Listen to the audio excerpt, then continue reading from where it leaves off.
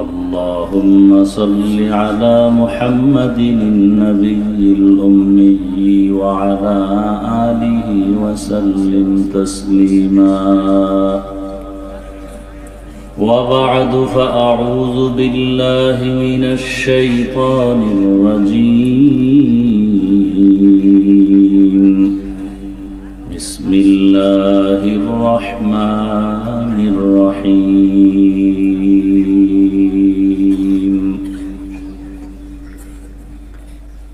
الرحمن علم القرآن خلق الإنسان علمه البيان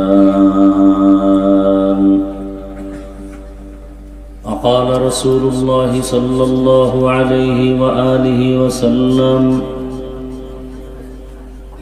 خيركم من تعلم القرآن وعلمه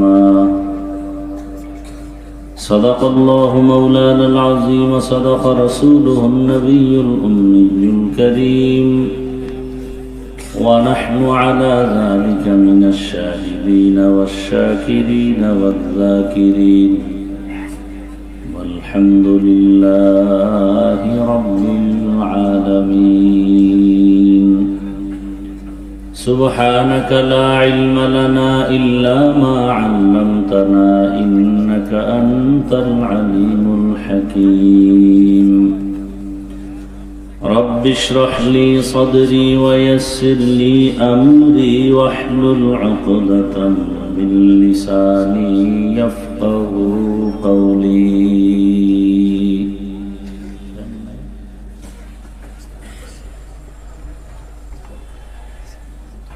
حقیقت کھل جائے گی بوقت امتحان تیرے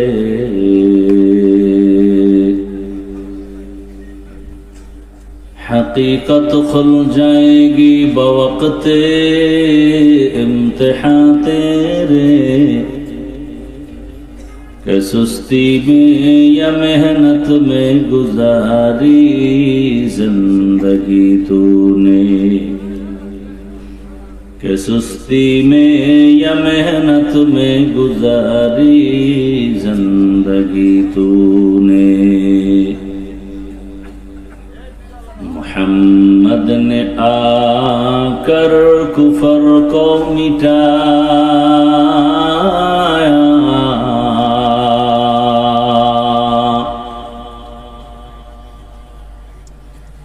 محمد نے آ کر کفر کو مٹایا کفر کو مٹا کر صداقت بتایا کفر کو مٹا کر صداقت بتایا لا الہ الا اللہ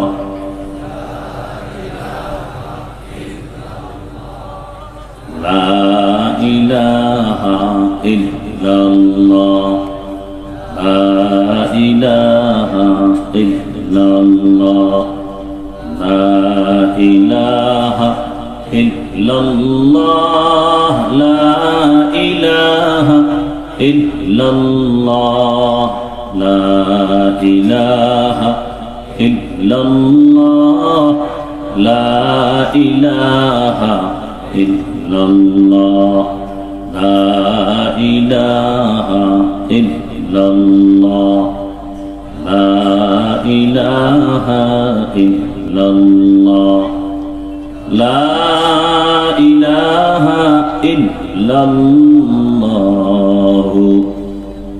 محمد রাসূলুল্লাহ।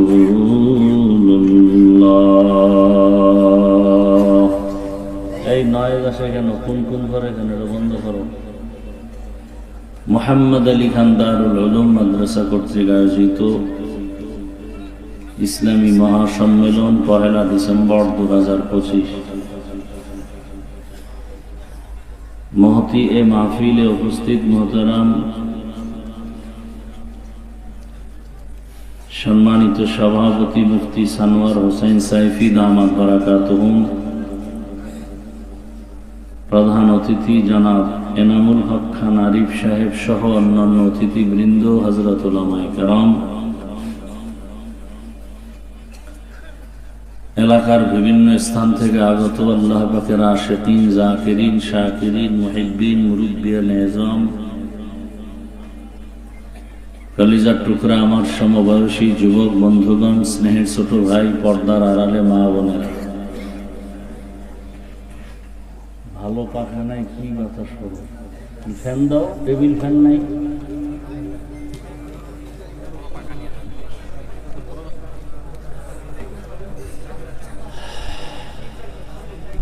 আল্লাহ পাকের দরবারে শুকর যে আল্লাহ আমাদেরকে সুস্থ রেখেছেন, আলহামদুলিল্লাহ। জীবনের এক অমূল্য সম্পদ আমাদের সুস্থতা। টাকা পয়সা বাড়ি গাড়ি সব আছে, কিন্তু আপনি আমি অসুস্থ, জীবনের কোনো দাম নেই। টাকা পয়সা বাড়ি গাড়ি তেমন নেই, কিন্তু আপনি আমি সুস্থ, এর থেকে সুখী জীবন আর হতে পারে? আল্লাহ আমাদের সুস্থতাকে দায়েমান কবুল করেন। যারা এখনো ঘরে হসপিটালে অসুস্থ হয়ে আছেন, আল্লাহ তাদেরকেও সুস্থতার নিয়ামত দান করেন। উলামায়ে হযরত দীর্ঘ সময় কোরআন সুন্নাহ ভিত্তিক দিক নির্দেশনামূলক আলোচনা রেখেছেন। দেশের উল্লেখযোগ্য উলামায়ে কেরাম এখানে আসছেন। উলামায়ে কেরামদের কথাগুলো সবাইকে সহিহ তরিকায় আমল করার তৌফিক দান করেন। উলামায়ে কেরামের ইজ্জতকে আল্লাহ বেশি বেশি বাড়ায়। উলামায়ে কেরামের মুহাব্বত গোটা উম্মতের অন্তরে বেশি বেশি আল্লাহ বাড়ায় দেন। আমি আপনাদের দোয়া নেওয়ার আশায় সংক্ষিপ্ত দু চারটি কথা বলার নিয়তে কোরআনে হাকিমের সূরাতুর রহমানের কয়েক টুকরা আয়াতে কারিমা, রাসূলের একটি হাদিস পড়েছি। আয়াত ও হাদিসের আলোকে ইখলাসুর নিয়তের সমন্বয় কিছু কথা আমাকে বলা, সহি নিয়তে, সহি তরিকায়, সহি কিছু কথা বলার মতো, শুনবার মতো আমাকে আপনাদের সকলকে দয়াময় আল্লাহ ধৈর্যের সাথে তৌফিক দান করেন।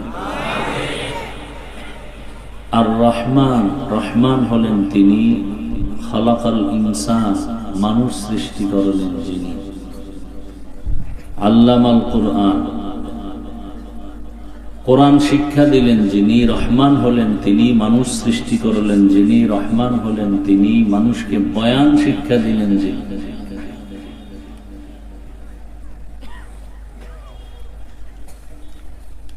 নবীজি বলেন, খায়রুকুম মান তাআল্লামাল কুরআনা ওয়া আল্লামা। দুনিয়াতে তারাই শ্রেষ্ঠ যারা কোরআন শিখে অন্যকে শিক্ষা প্রদান করে। কোরআন শিখা এবং শিখানো, এটার কয়েকটা সূরাত হতে পারে। যেমন কেউ আলিফ বা তা অক্ষর শিখাচ্ছে ছাত্রদেরকে, এটাও একটা শিক্ষা, এটাও শ্রেষ্ঠ এক মজলিস, শ্রেষ্ঠ একটা কাজ। যারা কোরআন বুঝার জন্য বিভিন্ন ভাবে, বিভিন্ন ভাষায় গ্রামার শিখে, যেমন আমাদের মাদ্রাসাগুলোতে 12-13 বছর পর্যন্ত আরবি, উর্দু, ফার্সি এগুলো পড়ে, ফাসাহাত, বালাগাত, ইলমে নাহবু, ইলমে সরফ, সবকিছু কোরআন বুঝার জন্য। এ কারণে এটাও একটা শ্রেষ্ঠ কাজ। রাসূল বলেন এই কারণেই এদের অনেক দাম। কত দাম বলে, গর্তের পিপিলিকাও এদের জন্য দোয়া করে। হাত্তাল হাইতানু ফিল মা, সমুদ্রের মাছ তাদের জন্য দোয়া করে।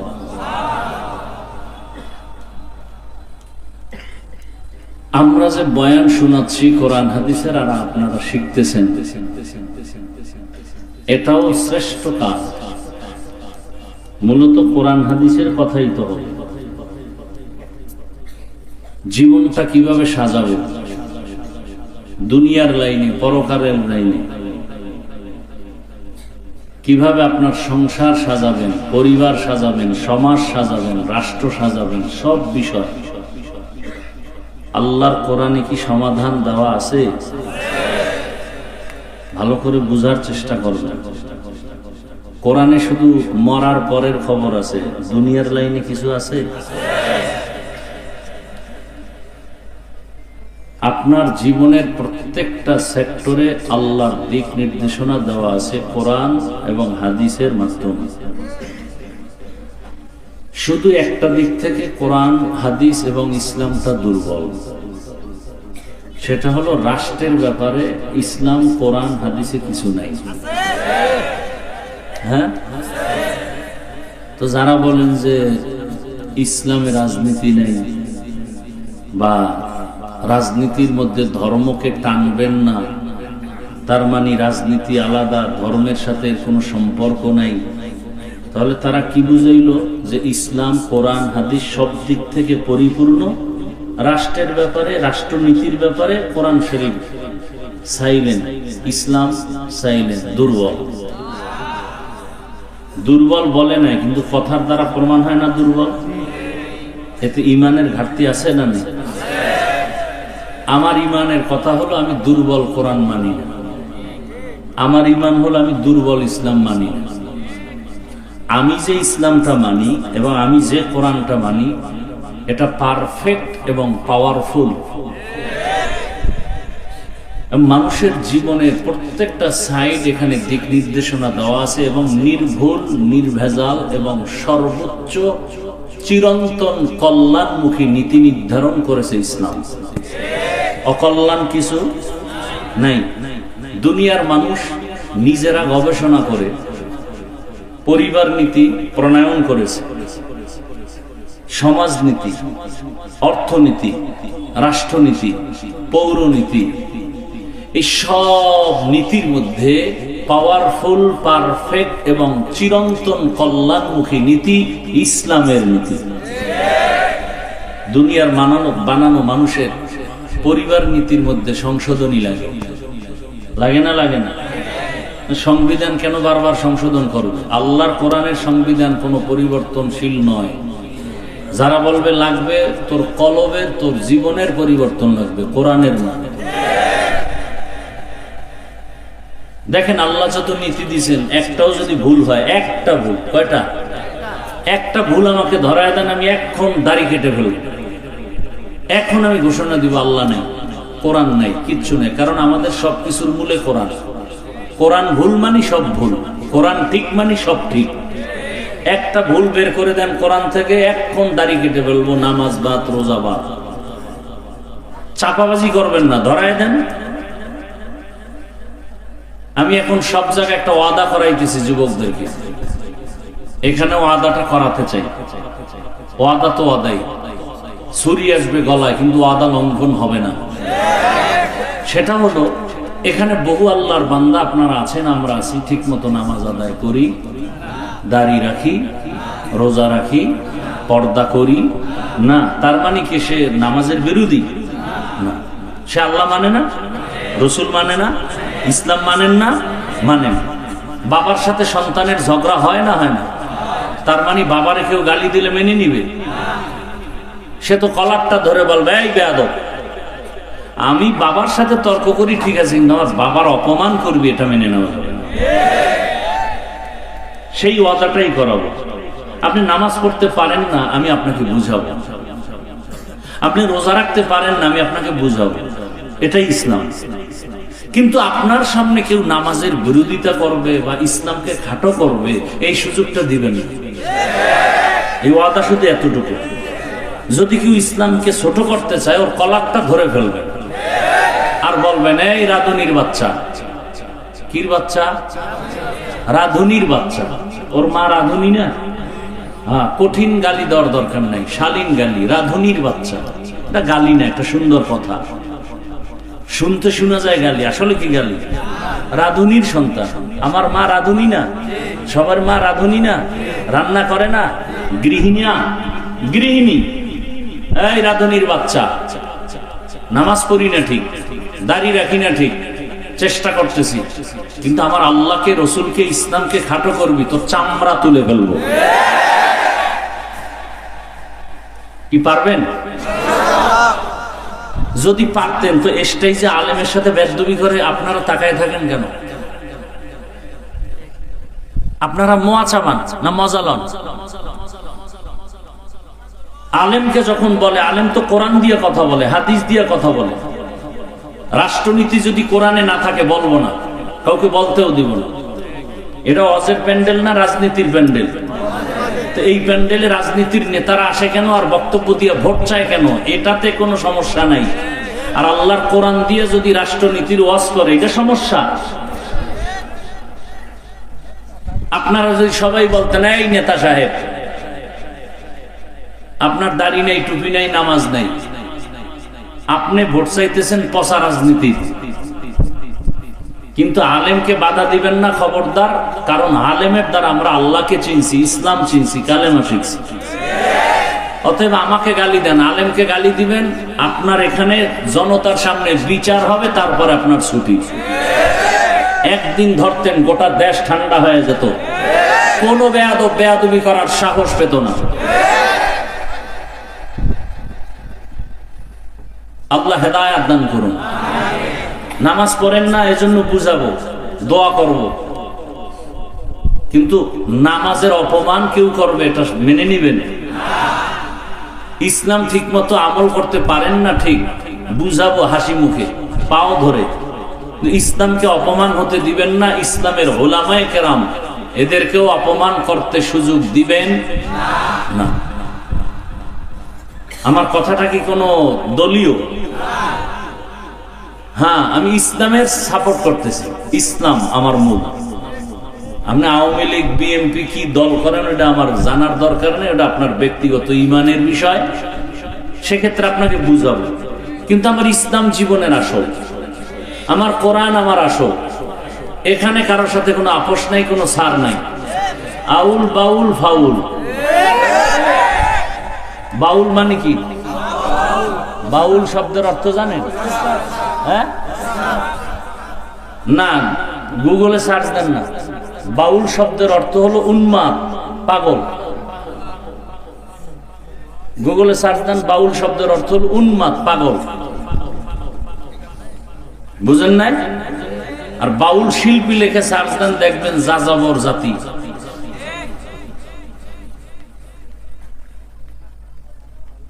তাদের লাইনে তারা চলবে, কোনো দুঃখ নাই। কিন্তু যখনই আমার আল্লাহর উপরে কালিমা লেপন করবে, আর সার সোজা কথা, কোনো প্যাচ নেই। হিন্দু, তুমি হিন্দু ধর্ম পালন করো, ইসলাম কোনো বাধা। খ্রিস্টান তার ধর্ম পালন করবে, ইসলাম বাধা দিবে না। কি? কিন্তু ইসলামের উপর আক্রমণ করলে ছাড় দিবে না। আপনি নামাজ পড়েন না, দুঃখ নেই, বুঝাবো। নামাজ পছন্দ করেন না কইলেই ভিড়া। নামাজ পড়েন না এক জিনিস, পছন্দ করেন না আর এক জিনিস। আপনি দাড়ি রাখেন না, আপনাকে বুঝাবো, কোনো ঝগড়া নাই, কারণ আপনি মুমিন। যদি বলেন আমি দাড়ি পছন্দ করি না, তাজা বেঈমান। আপনি পর্দা করেন না, কোনো ঝগড়া নাই, আপনি মুমিন, করবেন, বুঝাবো, আশা আছে। যদি বলেন পর্দা পছন্দ করি না, আপনি বেঈমান, আপনাকে ছাড় দেওয়া যাবে না। আপনি কোরআনের আইনে রাজনীতি করেন না, ইসলামী রাজনীতি করেন না, কোনো দুঃখ নাই, আপনাকে পারলে বুঝাবো, না পারলে নাই। কিন্তু যদি আপনি বলেন আমি পছন্দ করি না, তো আপনি বেঈমান, আর ছাড় নাই। কথা বুঝাইতে পারছি? আপনি আওয়ামী লীগ করেন, আমার দুঃখ নাই, আপনারা বুঝাবো যে ভাই এটা এটা এটা কুফরি মতবাদ, সেই এই সেই বুঝাবো। যখনই আপনি ইসলামী রাজনীতির বিরুদ্ধে বলবেন, তখন আর আপনার সাথে কোনো মহব্বতের আওয়াজ চলবে না। তখন আপনার যতদিন লাগে আমার একদিন। কি এখনো ভয় পাইতেছেন না? এখনো ভয় পান? স্বাধীন করছেন কি জুলাই? কি কসুর করছেন? জুলাই স্বাধীন যদি সফল হয়, তাহলে বাবার সামনে মেয়েকে ধর্ষণ করা হয় কেন বলো? স্বাধীন যদি সফল হয়, স্বামীর সামনে তার স্ত্রীকে উলঙ্গ করে ধর্ষণ করা হলো কেন বলো? ব্যবসায়ীর উপরে হামলা কেন করা হয় বলো? বোঝা গেল সফল স্বাধীন হয়নি। নতুন করে প্রস্তুতি নাও, কাফনের কাপড় কিনো। সফল আরেকটা স্বাধীন করতে হবে, যেই স্বাধীন হবে চূড়ান্ত সফলতার স্বাধীন, আর সেই স্বাধীন হবে ইসলামের স্বাধীন। যে যত বাঁকা নজরে তাকানার যা বলেন, ইসলাম যতদিনে জমিনে কায়েম হবে না ততদিন শান্তি আসবে না। আল্লাহর জাতের কসম আসবে না, আপনি হাজার চেষ্টা করলেও হবে না। আপনার দরকার দুধের, গাভীর কাছে যাবেন না? দেখতে তো গাভী আর বলদ একই, বালতি ডালায় বলদের পিছে ঘুরলে দুধ পাবেন না মুত। দুধ আর কপালে আসবে না, মুখ খাইয়া মারা লাগবে। শান্তির ঠিকানার নাম ইসলাম।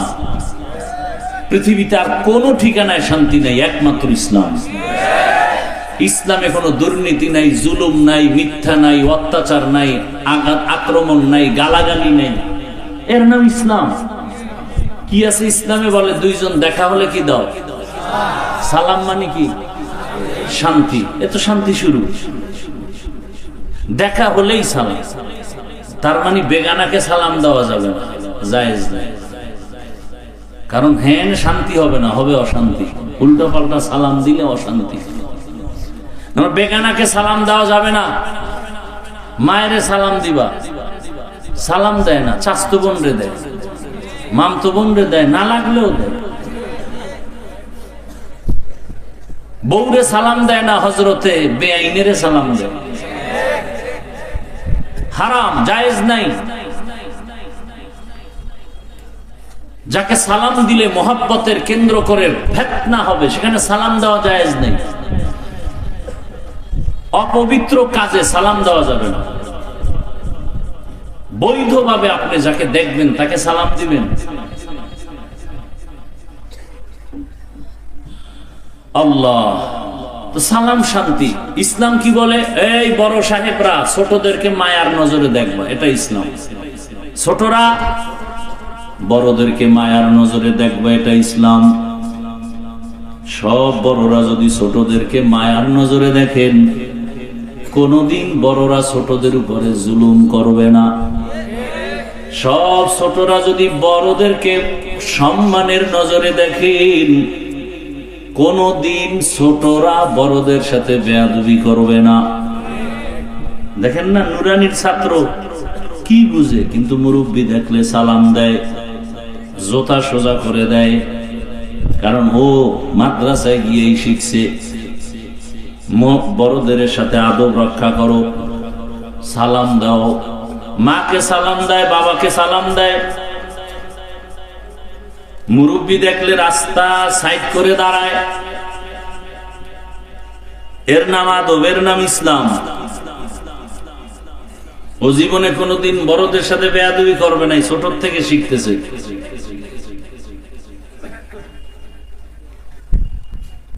আর শিক্ষা তো ওখান থেকেই পাইছে, শরআতে ওযু, শরায়াতে আল্লাহ।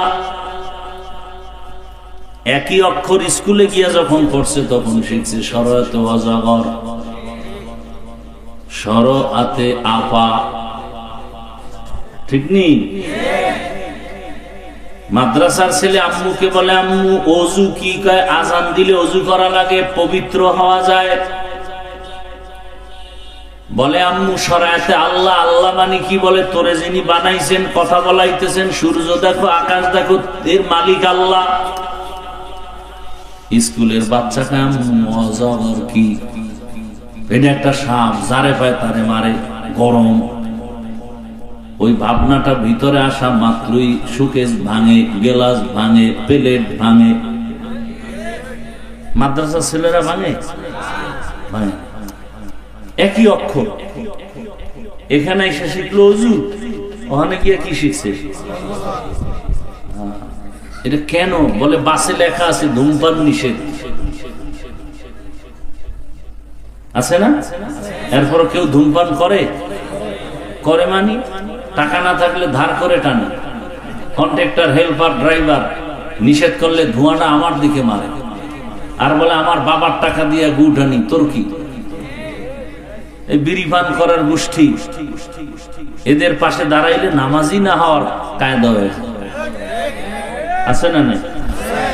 দুনিয়াতে যদি বাজে কোনো কাম থাকে, বিড়ি টান হইলে একটা বাজে কাম। যারা শয়তানে ধরে, ভাত থুইয়ে বিড়ি ধরে, কি বিড়ি খোর আসেনি? অজের আগেও বিড়ি, অজের পরেও বিড়ি। চেহারাটার মধ্যে কি নূর বিড়ির কারণে। ঠোঁট তো গোলাপের পাপড়ির মতো সুন্দর। কি বিড়ি টান্নেওয়ালাদের ঠোঁট কেমন? ওর কলিজাটা আরো কালো, ওর চরিত্র আরো কালো, ও তো আগুন খায়। হারাম কাজ। একটা লোক দাঁড়ায় যদি যৌক্তিক দলিল দিয়ে বলতে পারো যে বিড়ি টানলে একটা শারীরিক কোন উপকার, পরকালের তো সব টব নাই, ওই শরীরের কোন উপকার হয় কিনা বলো, আমি টানবো আল্লাহর কসম।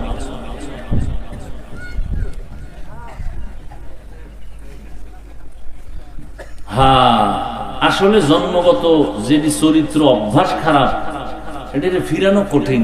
কুকুরের জন্মগত অভ্যাস কি? পায়খানা খায়। ওরে হাজি বিরিয়ানি দিলে খামাইব, বলবে পায়খানা দিতে হবে, এটা ফিনিশিং। এই জায়গা চরিত্র নষ্ট ছোটবেলার থেকেই। এই যে সারা রাত যেটি মোবাইল চালায়, সারা রাত, এই তো 24 ঘন্টা জেনার ফিকিরে থাকে। সারা রাত জেনা করছে না, মোবাইলে চোখের জেনা, হাতের জেনা, কানের জেনা, জবানের জেনা, অন্তরের জেনা। এখন এটা দূরের থেকে করছে, এখন কাছে পাওয়ার জন্য পাগল হয়ে গেছে। এই জন্য ধর্ষণ কেমনে করবে? শিশুর উপরে হামলা করে, কুত্তার উপরে হামলা করে, গরুর উপরে হামলা করে, কারণ চরিত্র পশুর থেকে খারাপ।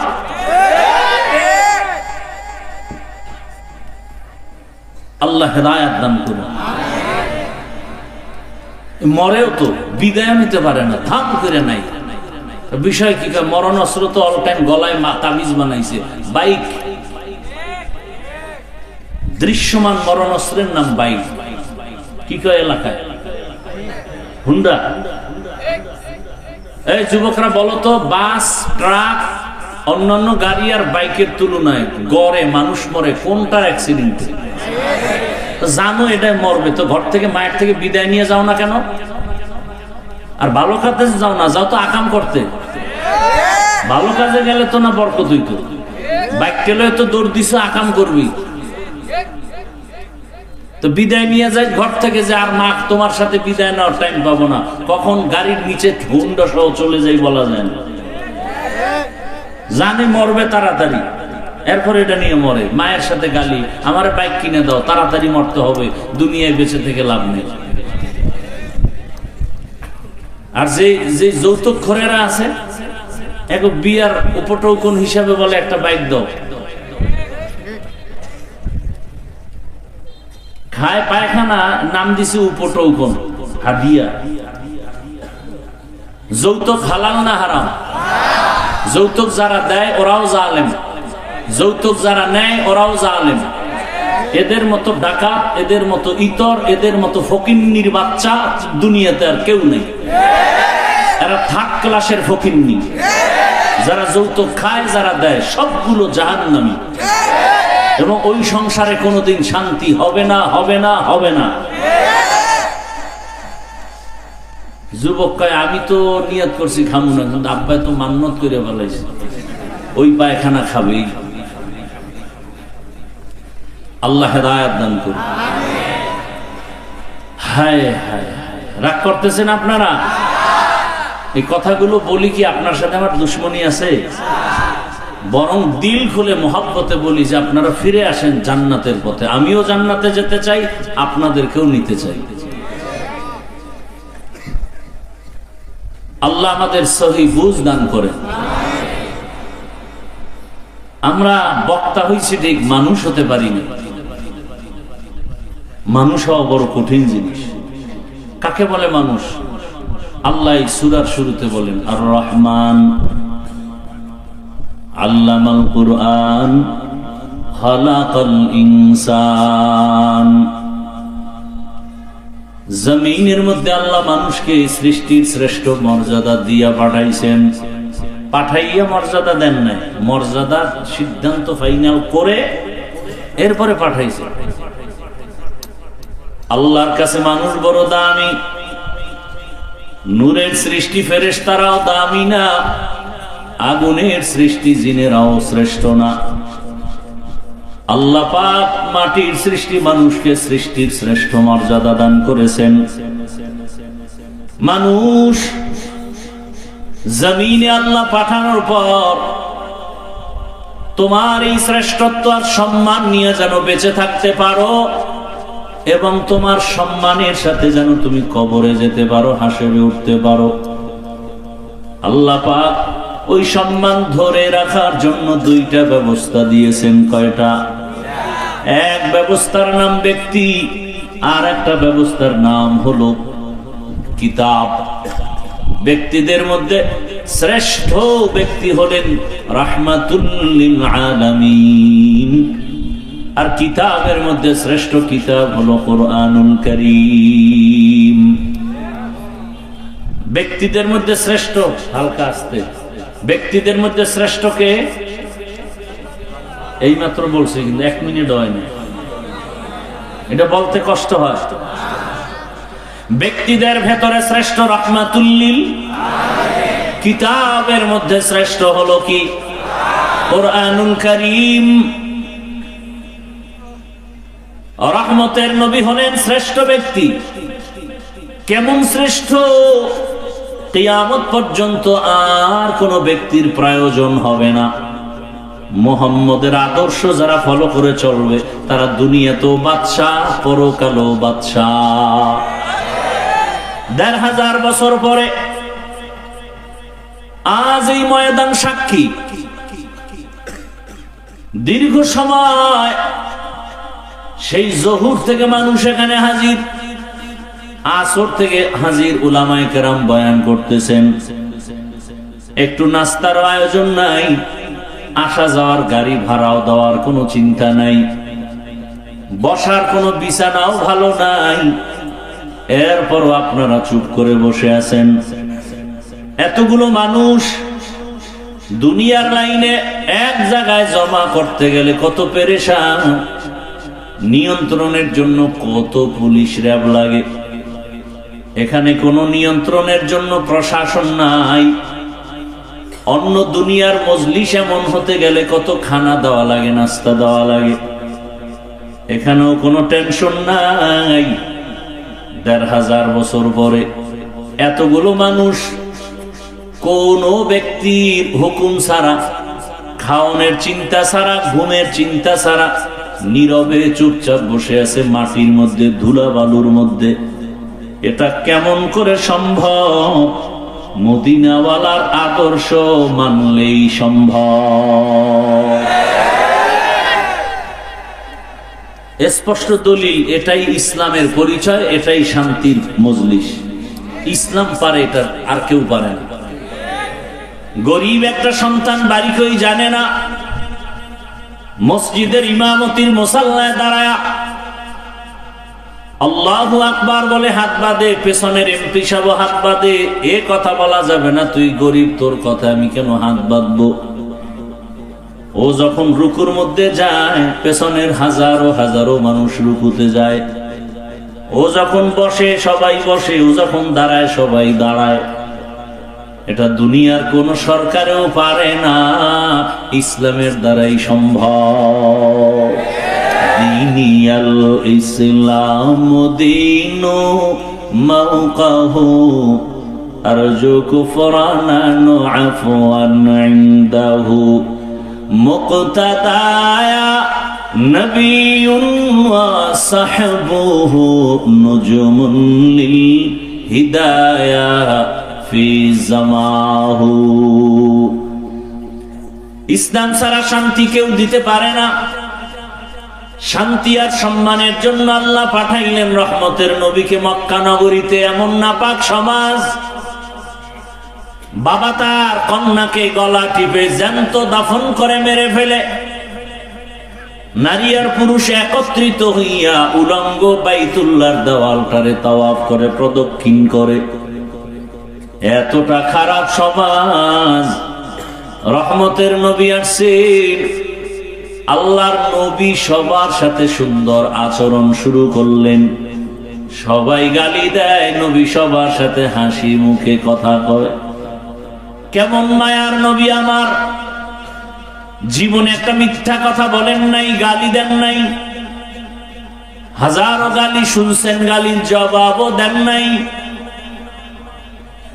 দুইটা চোখ মোবারক গরম করে কোনোদিন কারো দিকে নবী তাকান নাই।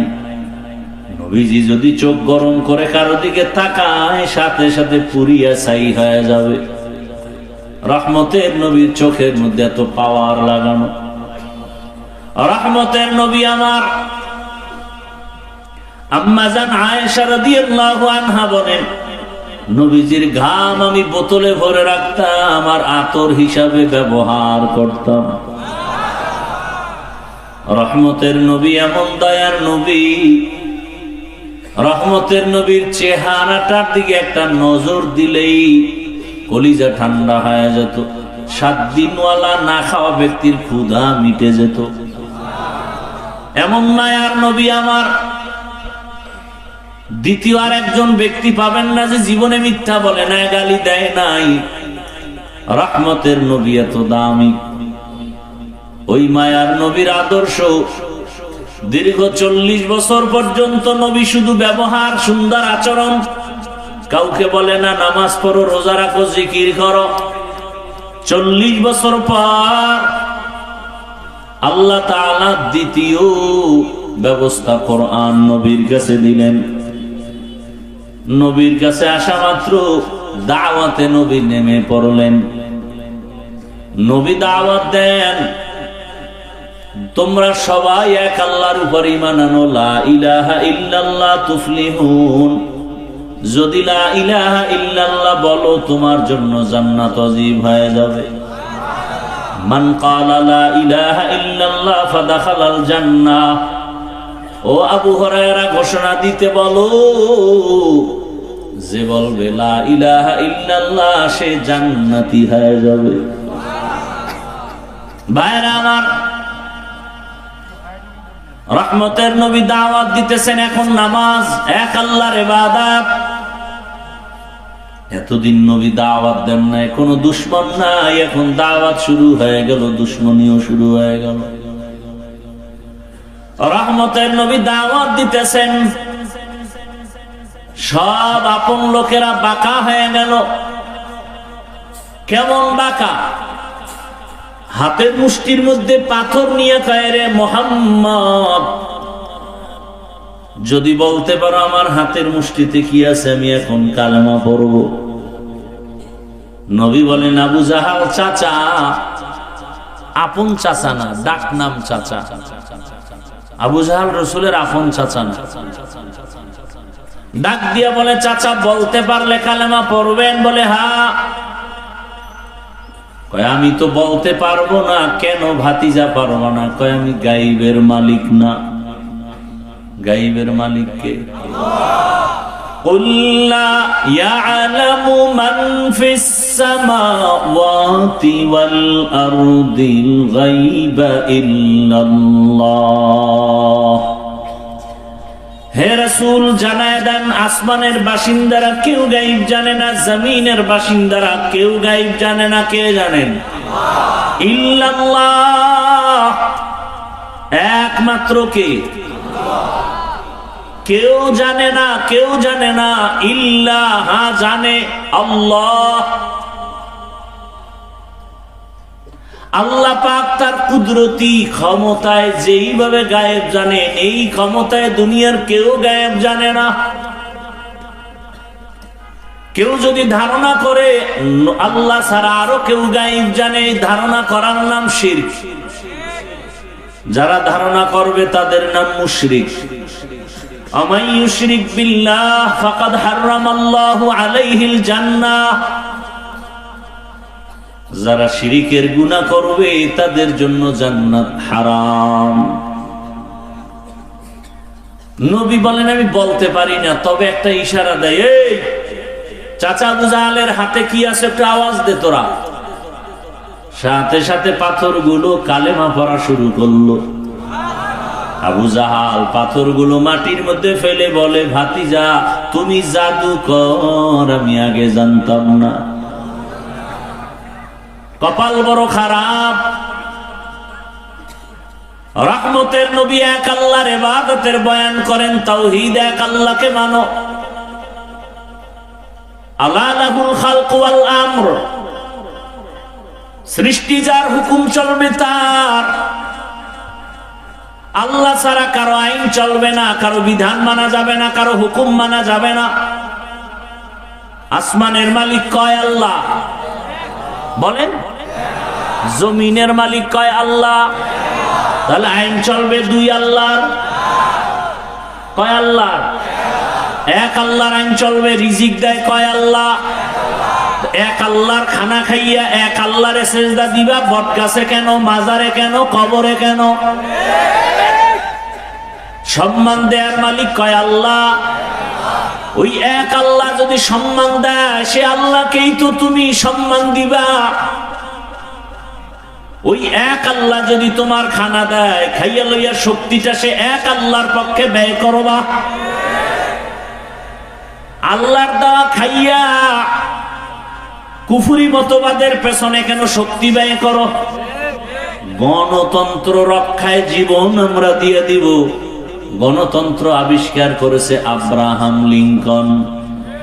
কে? কুফরি মতবাদ বলে, ওদের মতবাদ কি বলে? সব ক্ষমতার মালিক জনগণ। আপনার ঈমান কি বলে? সব ক্ষমতার মালিক কে বলেন? ইনিল হুকমু ইল্লা লিল্লাহ, ইন্নাল্লাহা আলা কুল্লি শাইইন কাদির। সব ক্ষমতার মালিক একমাত্র আমার আল্লাহ। জনগণ যদি সব ক্ষমতার মালিক হও, বলো করোনার সময় মাথা হাঁটুর তলে দিলা কেন? কয়েকদিন আগে ভূমিকম্প হলো, ফিরাইলা না কেন? এটা কোন থানা? সিগন্যালে হইরা গেছো কিন্তু। সাবধান, মিডিয়া যেভাবে আতঙ্ক ছড়ায় দিতেছে, সাবধান। পুরা জমিনটারে যদি একটা বাড়ি দেয়, দুনিয়াটা ধ্বংস হতে 1 সেকেন্ড লাগবে না। তুমি বিল্ডিং থেকে দৌড়ে যাবা কই? যদি মাটি ধসে যায়, তোমার উপায় কি? মাটি ফাঁক হয়ে যাবে, তুমি ভিতরে যাবা, ধরবালারও টাইম নেই। কাদের কুদরত দারি বরকামাল, আনতা রব্বি আনতা হাসবি যুল জালাল, তুহি কাদের জলিলুল্লাহ জাহাদার, বহর হালে তুহি মেরা নেগাহদার। রহমতের নবী দাওয়াত দিতে দিতে হঠাৎ করে একদিন বললেন, রহমানের ইবাদত করো। কাফের মুশরিকরা নবীকে আটকাবার জন্য ফাও প্রশ্ন করত, লাগে না তারপরও করত। সুযোগ পেয়ে গেছে মুশরিকরা, কায়রে আব্দুল্লাহর সন্তান, এতদিন বলছো এক আল্লাহরে ডাকবো, ইবাদত করবো, এখন আবার রহমানের ইবাদতের কথা বলো। বলো তো আবার রহমান কি আরেকজন? মানির রহমান। এতদিন আল্লাহ বললো, এখন আবার রহমানের কথা বলো। রহমানকে বলো। তোমার আল্লাহ কি দুইজন কয় না? একজন তো রহমানকে। অপেক্ষা কর, আমার আল্লাহ রহমানের পরিচয় দিয়া আয়াত নাজিল করে নবীকে বলে, নবী ওদের শুনায় দেন আমি রহমানকে। আর রহমান আল্লামাল কুরআন খালাকাল ইনসান। রহমান হলেন তিনি, কোরআন শিখাইলেন যিনি, মানুষ সৃষ্টি করলেন যিনি।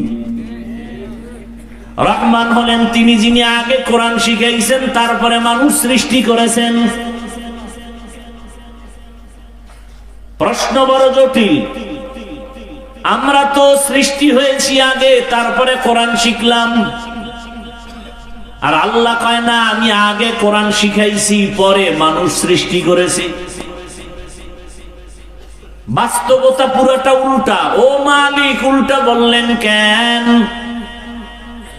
মুফাসসিরিনে কেরাম বলেন, আমার মালিকের কথা উল্টা না, আমাদের বুঝের মেমোরির জিবি বড় দুর্বল। আমাদের মেমোরি দুর্বল। সবার ভেতরে মেমোরি আছে না নাই?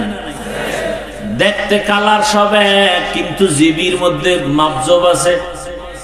কারো মাথা সব একই ডিজাইন, কিন্তু ভেতরের জিবি কারো 1 GB 2 GB 4 GB ভাগ ভাগ করা আছে। তুমি 1 GB ওয়ালা, বাংলা অঙ্ক ইংরেজি ইতিহাস ভূগোল পড়তে গিয়া তুমি ফেটা হয়ে গেছো, পারো না। আর একজনের জিবি একটু বেশি, সে মাওলানা, মুফতি, মুহাদ্দিস, মুফাসসির, আবার ডাক্তার আছে না নাই? কওমিতেও পড়ছে, আলিয়ায়ও পড়ছে, ভার্সিটিতেও পড়ছে। তার মেমোরির জিবি তাজা। আর তুমি যে 1 GB দৌড়াও, মাঝে মাঝে হ্যাং হয়ে গেলেই তো আলেমের গালি দাও। জিবি যাও আছে মাঝে মাঝে হ্যাং হয়ে যায়, তখনই মাকে গালি দেয়, বাবারে গালি দেয়, আলেমের গালি দেয়, শিক্ষকের সাথে বেয়াদবি করে। লিকুল্লি শাইইন জিনাতুন ফিল ওয়ারা ওয়া জিনাতুল মারই তামামুল আদাবি আজ খোদা কা হি মে তৌফিক আদব বেআদব মাহরুমে গাশত আজ ফজর। রাত্র কি 12টা বাজে? ঘুমের নেশা? বাঙালি কি রাতে ঘুমায়? সবাই তো মোবাইলের হক আদায় করে। দেখি কষ্ট হইতেছে না? ধৈর্য শেষ? হ্যাঁ, আমি ওই চালান চালাই না যে আমার চালানোর ক্ষেত্রে সজাগ থাকবে না। ঘুমান্ত মানুষ নিয়ে আমি গাড়ি চালাতে পারি না। আমি সচেতন মানুষকে কথা বলতে পারি। যে শুনতে চায় না তাকে আমার জোর করে শোনানোর দরকার কি? দোয়া করে চলে যাব। আপনার কাছে আমিও ঠেকানা, আর দিনের স্বার্থে ঠেকা, এই জন্যই তো কষ্ট করতেছি। কিন্তু আপনি যদি অবমূল্যায়ন করেন, এই কিছু লোক করতেছে, এটা কি বিড়ি টানতে যায়? বিড়ির নেশায় ধরছে। হ্যাঁ, কপাল বেশি সুবিধা না? নিজের কপালও পুরে, অন্যের কপালও পুরার অপচেষ্টা চালায়। এই যাদের উঠার ব্যারাম, আপনারা মাঠের প্যান্ডেলের ভিতরে আপনারা থাকেন কেন? আপনারা ওই দূরে আপনাদের জন্য মাইক লাগানো হয়েছে, এই যে পাওয়ারলেস যেটি, এটির জন্য মাইক লাগানো হয়েছে না কমিটি? হ্যাঁ, ও সিফা গল্লিতে বয়ে বিড়ি টানবা আর বয়ান শুনবে। প্যান্ডেলের মধ্যে ঢুকে ডিস্টার্ব কেন? কত আলেম ওলামা বসা, এদেরকে ডেঙ্গিয়ে বের হন, ভয় লাগে না? কেন ক্ষতি করেন আমাদের? বলেন তো, আপনি কি ক্ষতির জন্য জন্ম নিছেন? জীবনটা খালি অন্যের ক্ষতিই করবেন।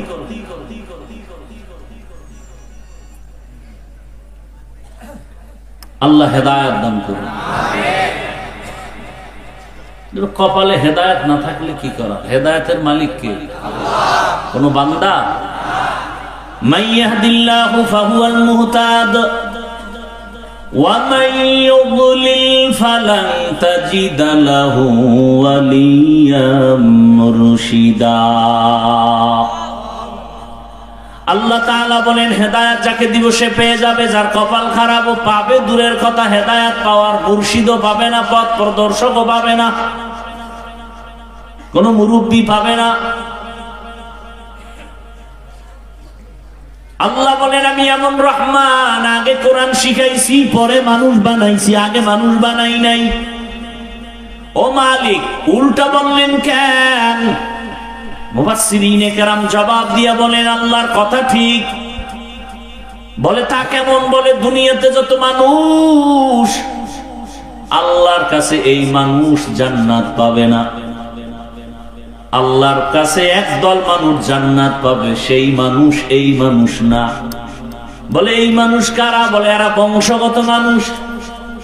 এই মানুষ কারা? বলে এরা জন্মগত মানুষ, আদমের বংশের মানুষ। হিন্দু তো আদমের বংশগত মানুষ, বৌদ্ধ ধর্মের মানুষও তো আদম নবীর সন্তান হিসাবে বংশগত মানুষ।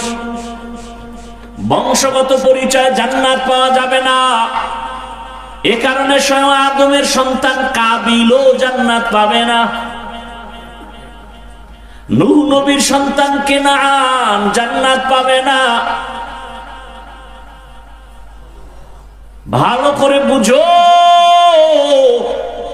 ইব্রাহিম নবী একজন কত বড় জলিল কদর পয়গম্বর, বাবা আজর জান্নাত পাবে না। আল্লাহর কাছে একদল মানুষ জান্নাত পাবে। ওই মানুষ কারা? বলে এরা বংশগত পরিচয় না, এদের পরিচয় জন্মগত পরিচয় না, এদের পরিচয় হলো এরা গুণের মানুষ। কিসের মানুষ? গুণের মানুষ। এবার 2-4 মিনিটে সময় দিয়ে শুনেন গুণের মানুষ কাকে বলা হয়।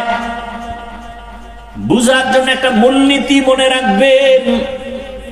প্রত্যেকটা বস্তু তৈরি করার ক্ষেত্রে যিনি তৈরি করে, প্রত্যেকটা বস্তু বানানেওয়ালা একটা কাজের জন্য বানায়, ঠিক না? বলে এই যে মাইকে কথা বলি, মাউথ দিয়া কথা বলি মেশিনের সাহায্যে, ইউনিটের মাধ্যমে হর্ন থেকে কথা বের হয়। কথা হলে এই মাউথ বানানেওয়ালা পুরা সেটআপটা এরা বানাইছে। কেন বানাইছে? বলে একটা কাজের জন্য। কাজ কি? বলে আওয়াজটাকে দূরে সরাবে, দূরে সরায় দেওয়ার জন্য এই মাইক। যেই বস্তুটা যেই কাজের জন্য বানাবে ওই কাজটাই হলো ওই বস্তুটার গুণ। তাহলে মাইকওয়ালা মাইক বানাইছে আওয়াজ দেওয়ার জন্য, আওয়াজ দেওয়া মাইকের গুণ। বাতিওয়ালা বাতি বানাইছে কেন? আলো দেওয়ার জন্য, আলো দেওয়া বাতির গুণ। পাখাওয়ালা পাখা বানাইছে কেন? বাতাস দিয়ে ঠান্ডা করার জন্য, বাতাস দেওয়া পাখির পাখার গুণ। এই মূলনীতি। যেই বস্তুটা যেই কাজের জন্য বানাবে ওই কাজটা হলো ওই বস্তুর গুণ। ঘড়িওয়ালা ঘড়ি বানাইছে কেন? কোন কাজ? টাইম দেওয়ার জন্য, টাইম দেওয়া ঘড়ির গুণ। ভালো করে বুঝেন। তাহলে মাইকের গুণ আওয়াজ দেওয়া, বাতির গুণ আলো দেওয়া, পাখার গুণ বাতাস দেওয়া। যদি মাইক আওয়াজ সুন্দর করে না দেয়, এখানে সবাই বলবে মাইক ফেলে দাও, ভেঙ্গে ফেলো, এটা গুণের মাইক না। বাতি যদি আলো না দেয়, বলবে এটারে ভেঙ্গে ফেল, এটা গুণের বাতি না।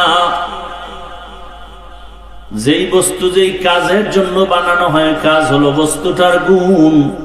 মানুষ নামের বস্তুটা আল্লাহ বানাইছেন কোন কাজের জন্য? বলেন না কেন? মা খালাকুতুল জিন্না ওয়াল ইনসি বাখা জুজ ইবাদাত নিস্তে মাকসুদ আয-যাহা। মানুষ বানাবার একটাই কাজ, ইবাদত। কার ইবাদত? ইবাদত মানে মসজিদের মধ্যে বসে বসে তাসবিহ টানো, জিকির করো না। জীবনে তুমি যা করবা, যা বলবা, সব হবে ইবাদত। কান্না করো ইবাদত, ঘুমাও ইবাদত, হাসি দিবা ইবাদত, নামাজ পড়বা ইবাদত, ব্যবসা করো ইবাদত, চাকরি করো ইবাদত, কাউকে বন্ধু মনে করবা ইবাদত, কাউকে দুশ্মন মনে করবা ইবাদত। তবে বিনা শর্তে না, দুইটা শর্ত থাকলে হবে ইবাদত। 1 নাম্বার, আমি যা করব, যা বলবো সব আমার আল্লাহকে খুশি করার জন্য, রেজা বিল কাজা। আর আমি যা করব সব হবে মদিনার নবীর আদর্শ অনুযায়ী। নবীজির আদর্শ মেনে কাউকে দুশ্মন মনে করো ইবাদত, নবীর আদর্শ মেনে ব্যবসা করো ইবাদত, নবীর আদর্শ মেনে বাথরুমে যাও ইবাদত। আর রাসূলের আদর্শ বাদ দিয়া নামাজ পড়বা, কাজে লাগবে না। নবীর আদর্শ বাদ দিয়া রোজা রাখলেও সওয়াব হবে না। একজনে মাগরিবের 3 রাকাত ফরজ নামাজে দাঁড়ায় কয় বেজোর পরে লাভ কি? আর 1 রাকাত বাড়াইয়া জোর বানায়া 4 রাকাত করি, আল্লাহ খুশি হবে। আল্লাহরে 2টা সেজদা দিলে বেশি আল্লাহ খুশি হবে। 4 রাকাত বানায় দিল মাগরিবের, 3 রাকাতের কত পরিমাণ সওয়াব হবে? কেন? বলে নবীর আদর্শে নাই। একজনে 30টা রোজা রাখার পরে আবেগ বেড়ে গেছে, ও আল্লাহ পুরো বছর কেন দিলা না, একটাও ভাঙতাম না। যেহেতু দাও নাই, অন্তত একদিন হলো ঈদের দিনটা রোজা রাখি। ঈদের দিন রোজা রাখলে কবুল হবে? কেন হবে না? কেন হারাম? হ্যাঁ, নবীর আদর্শে নাই। এজন্যই তো বলি রসুলের আদর্শ পারফেক্ট, দুনিয়ার সবার আদর্শ নাপাক, একমাত্র মদিনাওয়ালা রসুলের আদর্শই হলো পাক। নবীর আদর্শ পুত পবিত্র। ওই আদর্শ আজ আমার মধ্যে থাকার কারণে আমার সম্মান। ওই আদর্শ ১৫০০ বছর পরে স্কুলের ছেলের মধ্যে আসার কারণে তারও সম্মান। ও আমার যুবক বাবারা, স্কুলে কলেজে পড়নেওয়ালা নামাজি কি কেউ নাই? ওর সম্মান কম। ডাক্তার, প্রফেসর, ইঞ্জিনিয়ার ৫ ওয়াক্ত নামাজ পড়ে দাড়িওয়ালা নাই? খুঁজিয়া দেখো, সম্মানের অভাব নাই। RAB, army, police, BDR, OC, DC, SP ৫ ওয়াক্ত নামাজ পড়ে, সম্মানও অনেক। অনেক চেয়ারম্যান, অনেক মেম্বার ৫ ওয়াক্ত নামাজ পড়ে। ও আমার কলিজার যুবক,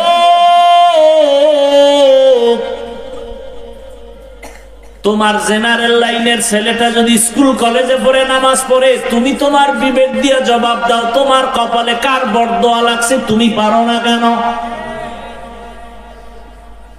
তোমার মতো সন্তান রাস্তায় গাড়ি চালায় নামাজ পড়ে, কৃষি কাজ করে নামাজ পড়ে, নদীর মধ্যে মাছ ধরে নামাজ পড়ে, তুমি পারো না কেন? তোমার কপাল খারাপ। কারো বরদোয়া লাগছে বলো? অবশ্যই বরদোয়া লাগছে। হয়তো মা বাবার বরদোয়া লাগছে, কি জানি মায়ের কথা বইলা কাদাইছো রে বাবা। শিক্ষকের বরদোয়া লাগছে, কোন কথা বলে জানি শিক্ষকের বেয়াদবি করে কাদাইছো, না জানি আবার আলেম ওলামার সাথে বেয়াদবি করে কাদাইছো, বরদোয়া লেগে গেছে। এই ৩ জায়গার বরদোয়া লাগলে কপাল শেষ। আর এই ৩ জায়গার দোয়া পাইলে তোমার মতো সফল জীবনওয়ালা কেউ হবে না।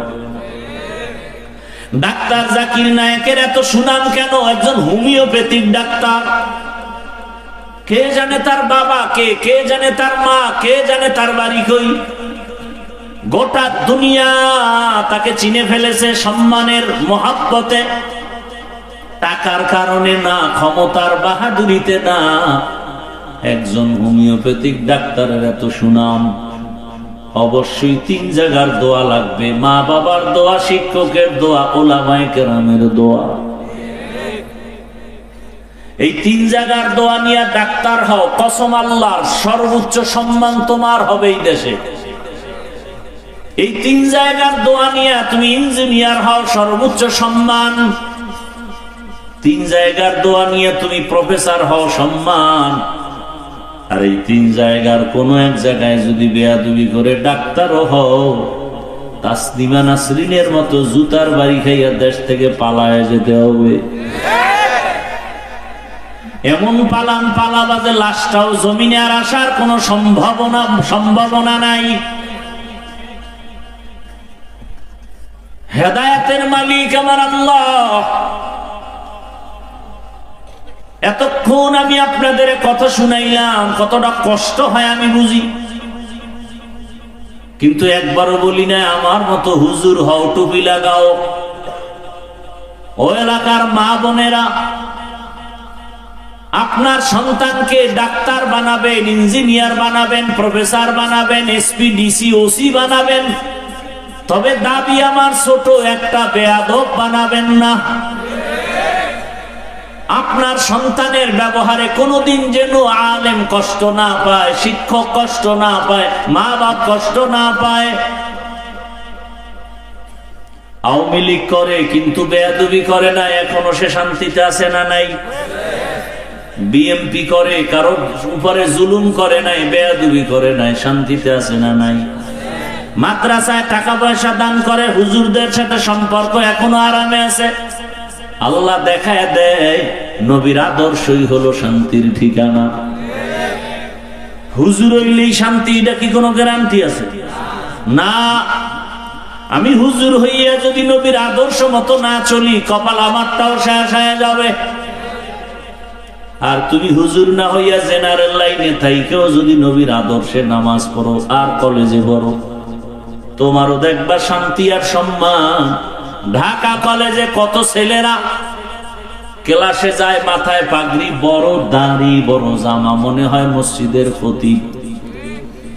একজনে জিগায়, ভাইজান কোন মসজিদের জুমা পড়ান? আমি আরবি পারি না। কথা এই সুরাত কেন? কই যান? ঢাকা কলেজে পড়ি। এই হালাতে বলে হ্যাঁ। ক্লাসে কেউ কিছু কয় না। কয় কি কয়? শিক্ষক শিক্ষিকারা দোয়া করে, পুরো কলেজের মধ্যে একটা ভালো ছেলে আছে। আমি বললাম মেয়ে নায়িকা আছে। মেয়েরা কি মাঝে মাঝে আড্ডা খানায় ডাকে না? বলে ডাকে। সবাই মিলে যাবে পার্কে, রিসোর্টে যাবে। তখন আমি কেমনে যাই? আমি ইস্তেগফার করতে থাকি, আল্লাহর কুদরত। আমার ক্লাসের একটা মেয়ে ডাক দিয়া কয়, ও আল্লাহর পথে আছে, ওরে সাইরাতে ডিস্টার্ব করিস না, আমরা চল। বাস আল্লাহ আমার পক্ষে একজন লাগাই দিয়েছে। এভাবেই আল্লাহ বাঁচান।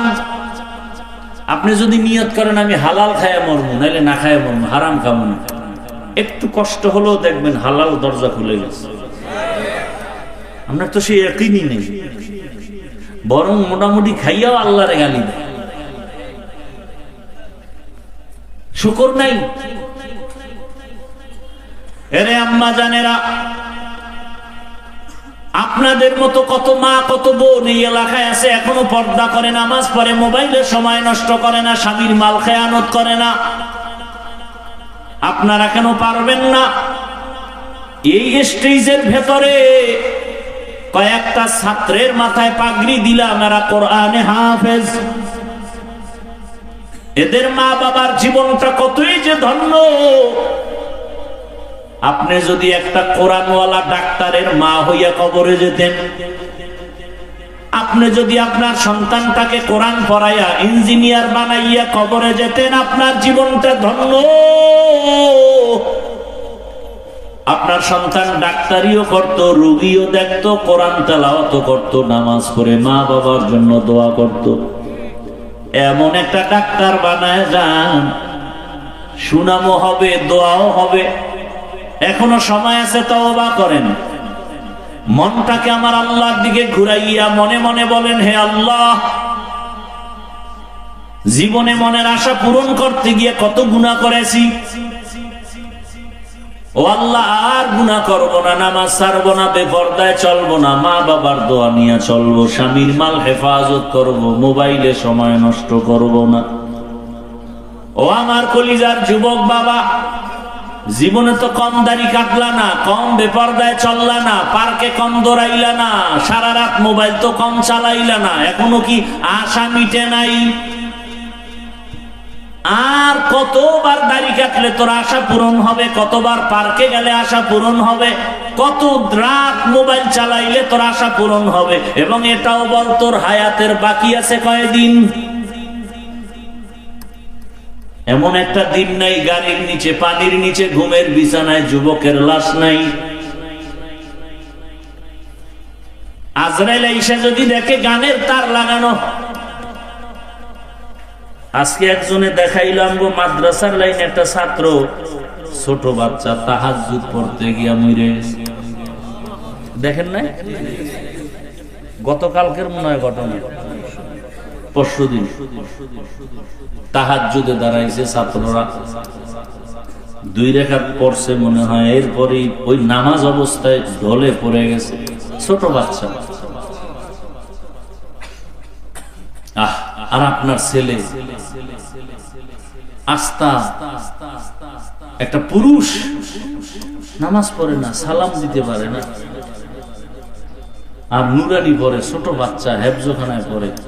মাঝে মাঝে দেখি ভোর রাত্রে আমি সাহারি খাই, ওরা টোস্ট খায়, টোস্ট মাদ্রাসা। আমি একদিন দেখি টুপি নেই, ওর চুরি টুরি করতে উঠলো না। পরে দেখি ডয়ার খুইলা কি জানি খায়। হঠাৎ আমার মাথায় আসে, আজকে তো রোজা, সোমবার, আমি সাহারি খেয়েছি, আমার খেয়াল নেই। পরে আমি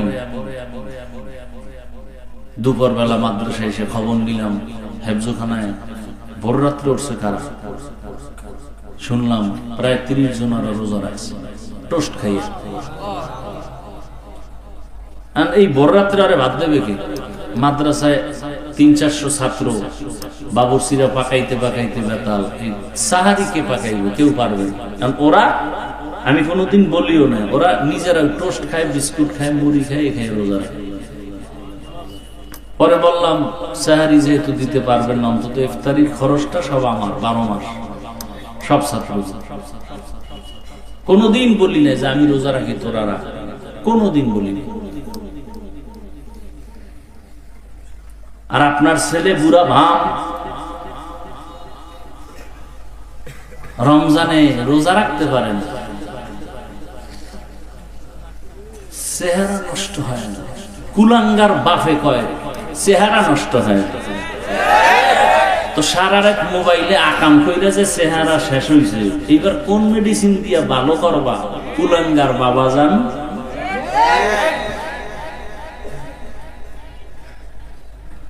এখনো সময় আছে, তওবা করো। অনুরোধ করে বলছি তওবা করো। পর্দার আড়ালের মা বোনেরাও তওবা করেন, যুবক বাবারাও তওবা করো। মনটাকে আল্লাহর দিকে ঘুরায় বলো, আর নামাজ ছাড়বো না, বেপরদায় চলবো না, মা বাবারে কষ্ট দিব না। শিক্ষকের দোয়া নিয়ে, উলামায়ে কেরামের দোয়া পরামর্শ নিয়ে নবীজির তরিকা মেনে চলবো। তওবা করার মতো যদি কারো অন্তর তৈরি হয়, খাঁটি তওবার নিয়ত যাদের আছে, দুটো হাত আমার আল্লাহকে দেখায় দাও। আয় আল্লাহ, হাতগুলো কবুল করে নেন, তওবা কবুল করে নেন। তওবার উপরে মজবুত হইয়া চলার মতো তৌফিক দান করেন, আমিন। আলহামদুলিল্লাহি রাব্বিল আলামিন। والصلاة والسلام على سيد الأنبياء والمرسلين وعلى آله وأصحابه أجمعين يا أرحم الراحمين يا أرحم الراحمين يا أرحم الراحمين رب ارحمهما كما ربياني صغيرا اللهم إنك عفو كريم تحب العفو فاعف عنا اللهم إنا نسألك رضاك والجنة ونعوذ بك من سخطك والنار اللهم إنا نعوذ بك من البرص والجنون والجذام وسيء الأسقام